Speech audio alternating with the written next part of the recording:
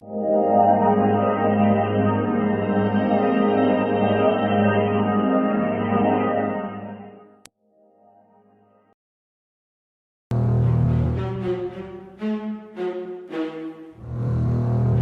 here's a scary thought.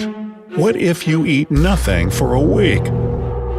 Whoa. Pizza, pasta, fries. How could you possibly give it all up? Without food, life seems to lose all its color. Plus, after a while, you sort of, croak. But what if you decided to quit eating for an entire week? How would your system respond? And is it as dangerous as it seems? We're going to answer all of these questions today. So make yourself comfortable, grab a snack – no, not really – and let's get started. But before we begin, don't forget to subscribe to our channel and turn on notifications. Now you won't miss any of our new videos. Alright, here we go. Number 1. Your body's response to not eating. Let's start off by figuring out exactly what would happen to your body if you decided to stop eating. The changes won't be sudden. Well, wait a minute, then why do they call it a fast? Beats me. You see, for the first 6 hours of your no-food period, everything's going to be just fine. At this point, your body begins to break down glycogen, which stores energy in your body. Glycogen is the stored form of glucose. Part of this energy is used to fuel your brain. Other parts are for your muscle tissue and red blood cells. But after 6 hours, this process shuts down as the glycogen stores deplete. All these internal processes influence your mood too, and you become angry and hungry. True story, right? But it doesn't stop there. After 6 hours, your body enters a new phase called ketosis. To put it simply, your body begins to starve since there's not enough glucose in your blood. The only way for your body to survive is to break down fat for energy. It sounds exciting, especially if you want to lose weight, but it's way more complicated than that. Sure, your fat breaks into fatty acids, but your brain can't use these acids as a fuel. That's why your brain turns to ketone bodies for energy, and this solution works, but only for some time. Ketone bodies obviously can't replace glucose. All this leads to cognitive functioning impairment.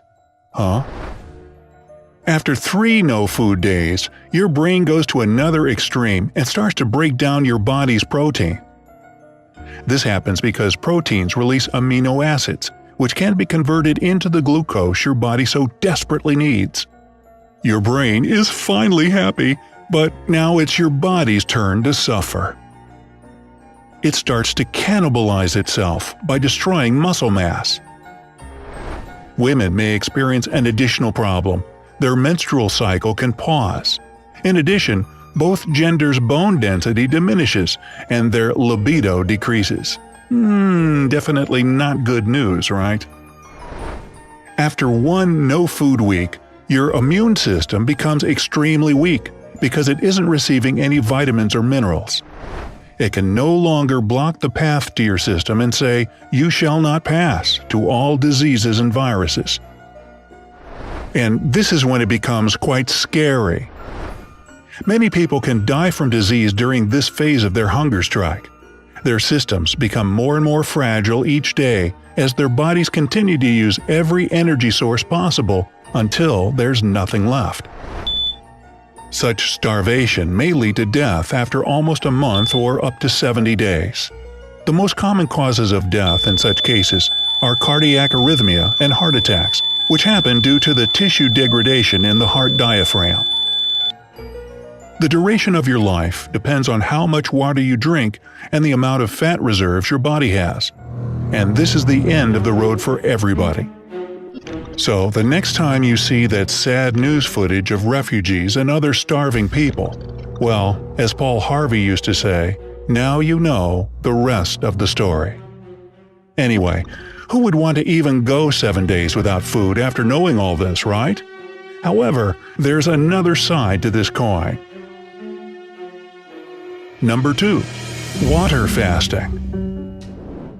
Nowadays, many people prefer to stick to periodical water fasting. As you've probably already guessed, there's one rule: you don't consume any food and drink apart from water. According to specialists, water fasting should last for no more than a couple of days, and a consultation with a doctor beforehand is obligatory.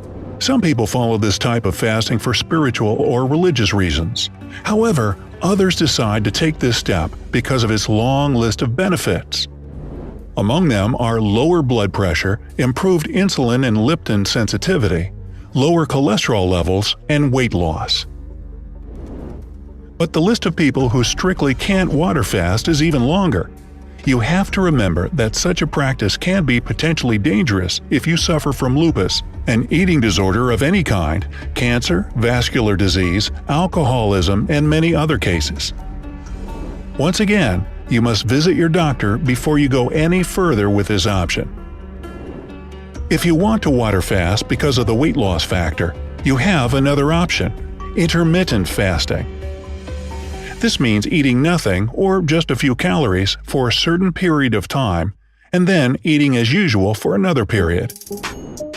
The best example to illustrate this principle is the 5-2 diet, which involves eating regular meals for 5 days of the week and then a quarter of the daily calorie intake for the final 2 days. The studies show that both approaches give equally strong results, so it's all up to you. There's still one more critical study connected to water fasting. In 1973, a study conducted by the Department of Medicine at Scotland's University of Dundee followed the story of a 27-year-old man who fasted for 382 days straight. The results were fantastic. He went from weighing 456 pounds to 180 pounds. Of course, this was all done under the supervision of doctors and with the usage of vitamin supplements such as yeast, sodium, and potassium. But this was not the most amazing thing. Specialists continued to observe him for 5 years after his fasting ended, and his weight never went above 200 pounds ever again. This is impressive, right? But where should you start once you decide to water fast? Number 3. How to perform a water fast. When your doctor has given you the green light to proceed with water fasting, it's time to get down to business. The first and most important thing is to not jump into a long session of water fasting right away. Your first experience with it should last about 2 days. Listen to your body carefully during your first water fasting. If the experience is good and even comfortable, you can go on with longer water fasting intervals.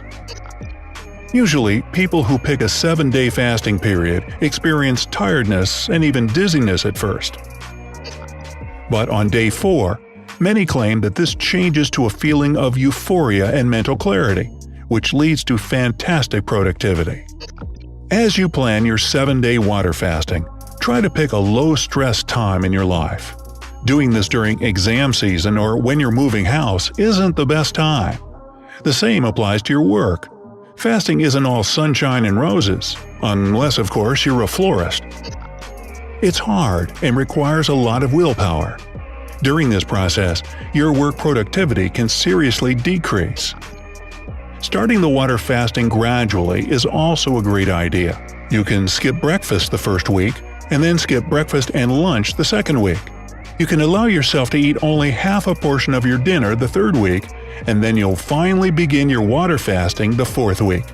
Your system will definitely appreciate such a gentle approach. In general, men should drink around 13 cups of water, and women should aim for 9 cups daily during the fasting. Allow yourself to sleep for as long as you need, and avoid working out as well. When you're done with your fasting, you should break it slowly. Easily digested foods like soups, juices, pureed fruit, white rice, and mashed potatoes are the best products for your first 2 days. On day 3, add basic protein sources – eggs, chicken, broccoli, cottage cheese, and others. A couple of days later, you can increase the variety of your menu. The best thing is that you can easily keep your after-fasting weight permanently if you don't go for a burger or pizza as your victorious fasting is finally over meal. Most surprisingly, people often say that their desire for junk and unhealthy food decreases after water fasting, and they start to appreciate healthy food and its taste way more. One more bad habit goes out the window. But seriously, water fasting isn't just a fun experiment. Your doctor is the one who should decide whether you can go for it or not. If they agree, and you feel like it can be helpful, good luck. Just don't forget to come back to this video and share your results and story with us afterwards. So, what's the longest you've gone without food? Tell us in the comments below. Don't forget to give us a like and click subscribe to stay on the bright side of life.